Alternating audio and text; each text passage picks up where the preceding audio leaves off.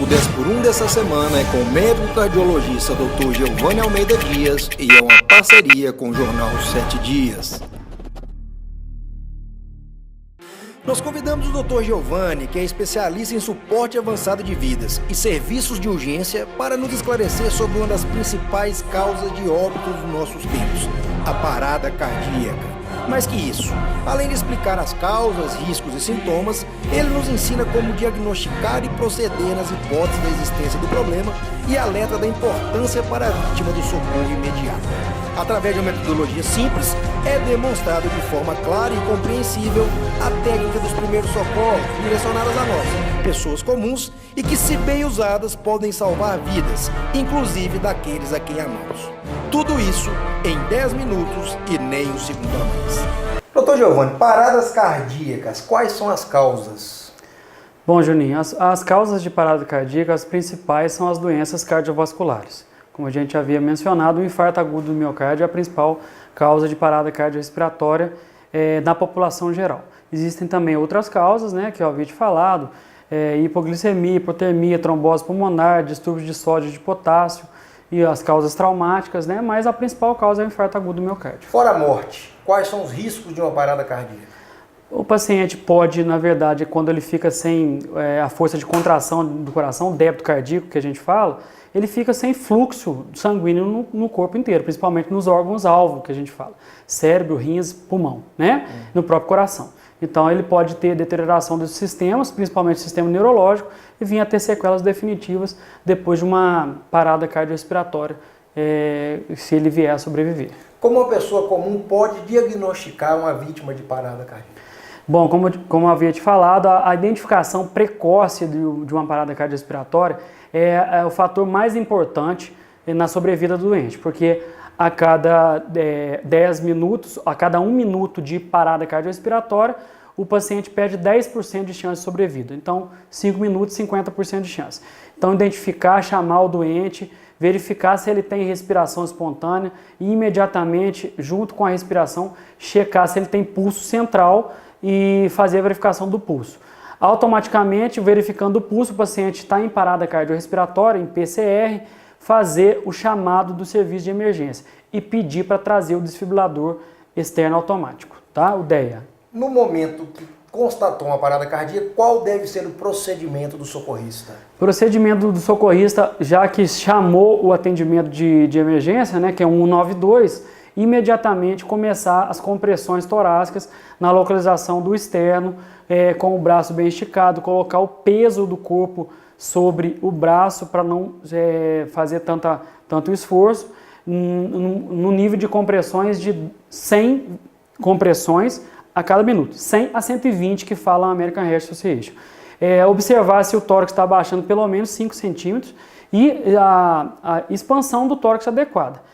A cada 2 minutos trocar o socorrista se tiver mais de uma pessoa. É importante o uso da força? Sim, tem que fazer a massagem bem forte e a massagem efetiva.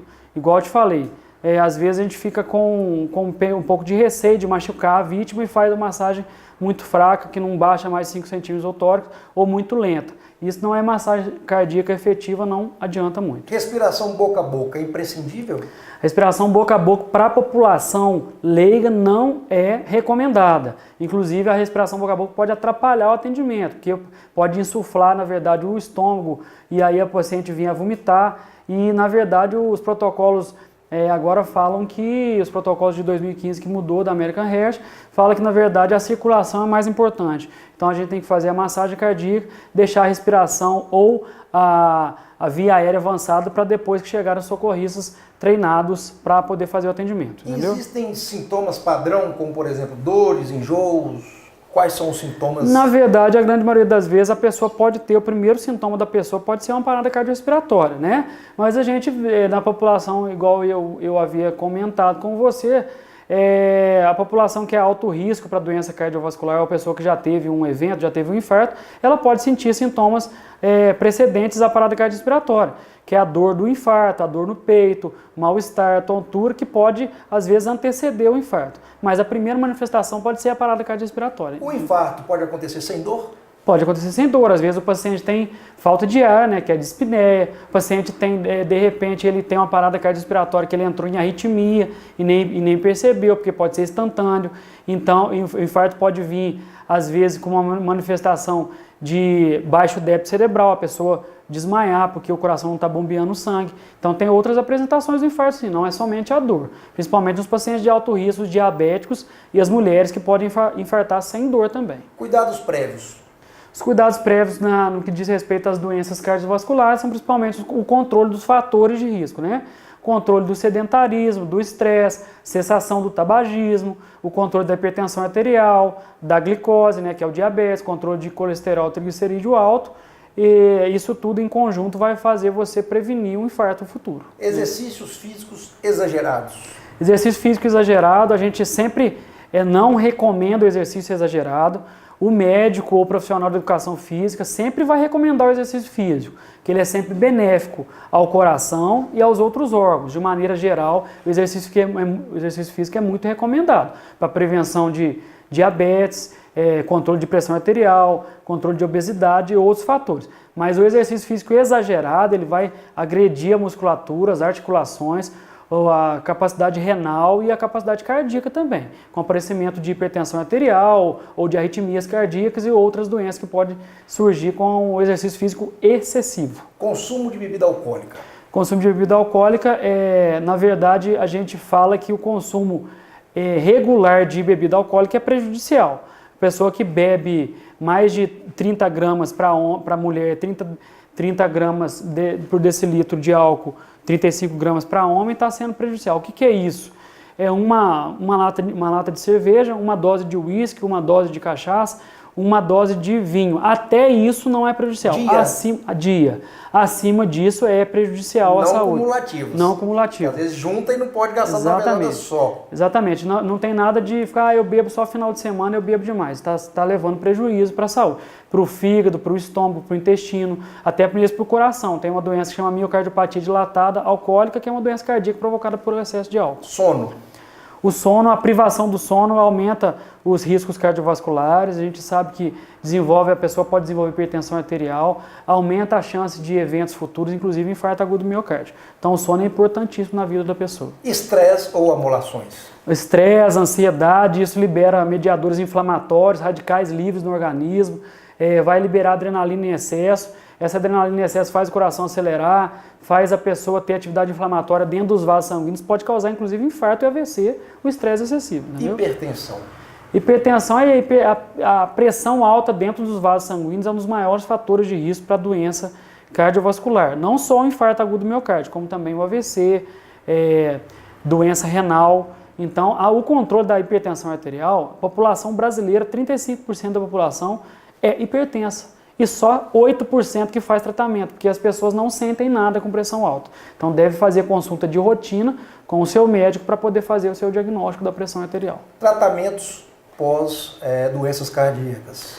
Na verdade, a gente sempre fala que o tratamento ele é multidisciplinar, né? A gente não adianta usar só o medicamento se a pessoa não muda o seu estilo de vida.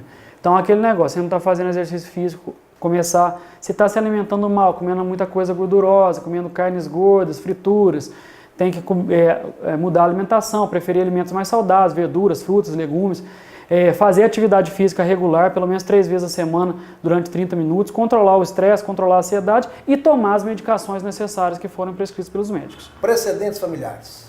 As antecedentes familiares são muito importantes porque várias doenças cardíacas estão ligadas ao componente hereditário, principalmente aí o risco de infarto ou de AVC. Então as pessoas que têm um risco familiar, que têm fatores familiares, devem acender a luzinha vermelha e falar assim, eu tenho que ir ao médico com mais frequência, consultar, fazer o check-up para prevenir isso e mudar o meu estilo de vida também. Dicas do doutor. Então, a gente sempre fala que a vida é um equilíbrio, né, Juninho? E nada tem proibição na vida.